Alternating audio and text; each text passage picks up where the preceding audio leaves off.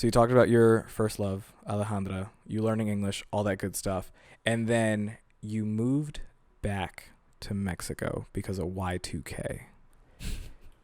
What's going on with that? So we Everyone didn't knows. necessarily move to Mexico.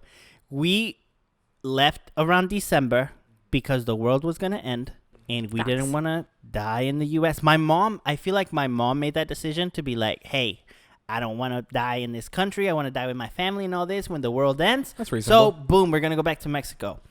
That ended up dragging to like a 3-month vacation, which during that time I was young. I was like, yo, I'm here having the best time of my life and all this stuff. Not realizing that school was in session. And I was like, well, whatever. So where do you want me to go from there? Shoot. So let's talk about how Your way back. You're trying to make your way back now, Nick right? is looking for houses and all that stuff.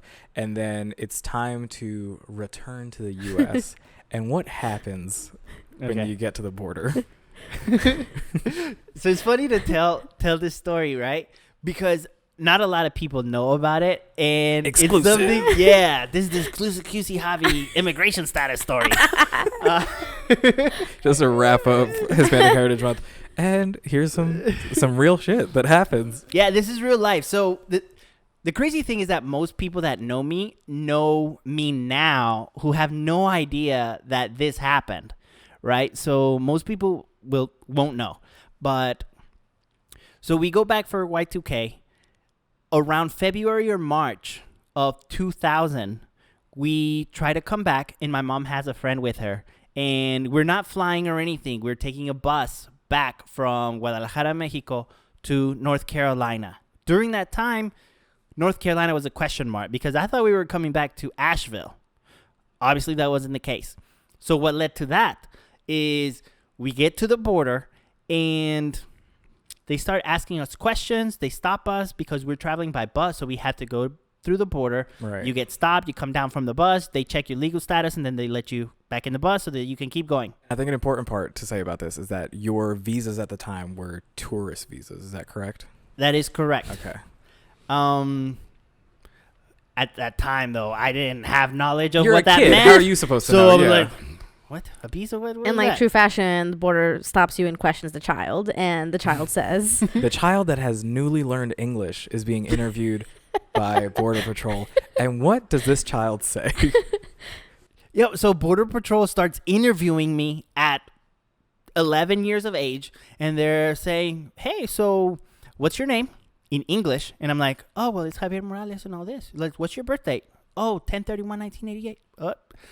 I just put "You that on out. Halloween?" Yeah. I just said, damn, I just put that out. Halloween Javi. They're like, "Where do you live?" And I tell them my Asheville address. They're like, "Oh, it's this and this and this and this." And they're like, "Huh?" That's weird. That's not on your green card. They're like, "Hey, like your English is pretty good. Like, how do you know that?"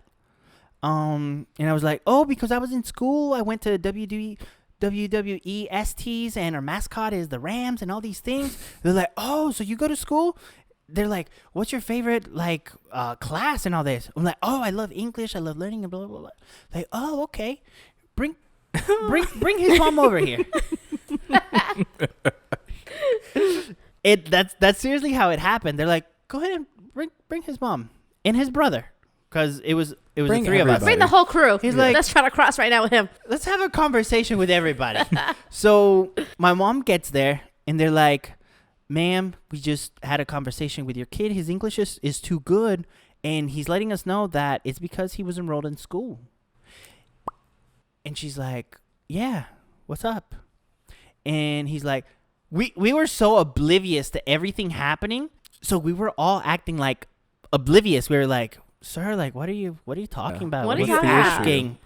And even my mom was like, "Yeah, like, and?" Right, And he's like, you went to school. "Ma'am, unfortunately, like when you come visit the United States for a vacation or whatever the reasoning is, you cannot enroll your kids in school." Right. And then from that point, he's like, "Bam, bam, bam, bam." Denied. Everybody's He going stamped back. our passports with a big ass sign that said like denied, no access to the USA. And he's like, "Ma'am, you have to go back. Like, you can't cross." And then we were all like, "What? What just Dang. happened?" And I've had to live with that. Do you still have that passport? That passport? No, I'm sure. One. You should make it your profile picture. You just know for like what? A week. My mom may have it. Yo. I should be able to be like, yo, mom, do you still have that I wanna declined passport? That one I got us in trouble for? Because I need that. I need that to be in my biography. A picture of it. That's You what can't made stop me. greatness. That's, Yeah. That's Right. That's a life event that shaped who I am today. And that's when Javi learned that he likes to talk because they were like, "Oh, interview? Let's go!" Like, Say bro, yes. I'll tell you everything, bro. Yo, that was my official first interview. Damn. Boom, denied. No pressure. You did But- so well Yeah. that you so well. convinced them not to let you in. That's great. That's the best. So- Listen, I've never thought about it that way, but it's true. My Same. first initial you did too interview well. that sent me right back to Mexico.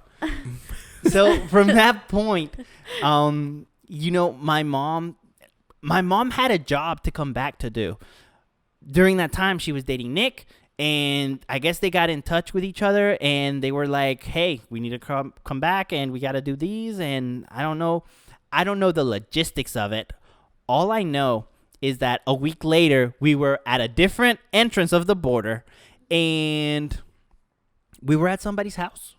And then that somebody came up to us, and they were like, "Hey, you kind of look like this guy. Oh, you look like this guy. You like this guy." And handed me a green card of some random kid that I guess I kind of looked like. And they're like, "Hey, you got to learn this name, this birth date, and this Right. address." And I was like, "Why? Why do I need to know that?" Because we about to do some fraudulent shit. It's like every 18-year-old trying to get into the club. Yeah. except But they're I was he was 11. an innocent 11 But I year was old. 11. I was like, yo, what what is this? Like, who is this kid? So you're learning all this stuff. Fast forward to, I guess, the next day. So, Oh. I guess so. So we crossed the border. They put us in this hotel room with like 20 other people. And then they're all like different random people. No families, only my mom and her 2 kids, me and my brother. So we're in this room. And I guess through the terms and conditions of the Whatever your mom crossing set of the up. border. Coyote contract. Yeah, Oh, whatever shit, the coyote terms, contract. whatever the terms and conditions were to that deal, Right. they were supposed to feed us, and they didn't. And we had already been there for like 10 hours. My mom was like, "Yo, my kids need to eat and all these things," and she found out that the other people that were there hadn't eaten anything either. So she decided to order like 20 pizzas for all of us. Boss mom. All of us. Yo. Obviously, I didn't know my mom had money like that. But Yeah, she was 20 like, pizzas "You know is what? No joke. Like, That's like $200. Well, you're talking about we just crossed the border, right? right. So it's like, why should she have money like that? But she did. Exactly. So we start eating. People start eating. We're like mingling and all these things. So the sister of the coyote that crossed us over, who lived in whatever city we were, because I don't know if it was Houston or whatever. Some neighboring town. Correct, some border town. She calls my mom. She's like, "Man, what are you doing? Why are you feeding these people and all these things?" And they start arguing over the phone and all that. And she's like, "Listen, you are not feeding my kids. That wasn't part of the terms and conditions." And like, there's other people here and they can't eat with like other people and not offering them anything. Like, you're not doing your job. You're not holding your part of the bargain. So I had to take charge. And she's like, "Ma'am, you cannot do that and all that." So my mom's like, "Listen, like, I'm already across the border. I'm in a hotel room. If I need to walk out, I'll just walk out. Like, who do you think you're talking to?" Right. You already did the hard part for me. I can just Correct. leave. It's like, And I they read were the fine like, print. "No, ma'am, do not do that. Don't even open the windows because the border and everything, the immigration is outside and all these things." And she's like, "Well, I already did." And she was like, "And you know what? This is going to come out of the rest of the amount that I got to pay you because this is unfair." And then from that point, we just kept eating our pizza. And Everybody's just like- we were just all chilling. Listen to this phone call like, Yo, so then we hear a door knock, right? oh, shit. And it's the lady. And she's like, "Who's the lady that I was talking to on the phone?" Me? And then my mom's like, listen, she wasn't like, "It's me." But she's like, "What's up?" So my mom walks out of the room.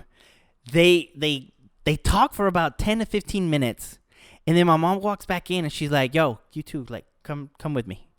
And we're like, "Yo, what is happening? Are we about to watch like a fight or something? She needs a ref." And then they took us to her house. So we go to this lady's house, and I'm playing PlayStation with her kids, and her and my mom are having a conversation like they're best friends. And then she's like, yo, you guys want to go to the mall? And then she took us to the mall in her car, and we were just hanging out with them. And then she bought me clothes. She bought my brother clothes. She bought my mom clothes. We've got shoes. And then she bought me toys, which during that time, I'll tell you what toy it was.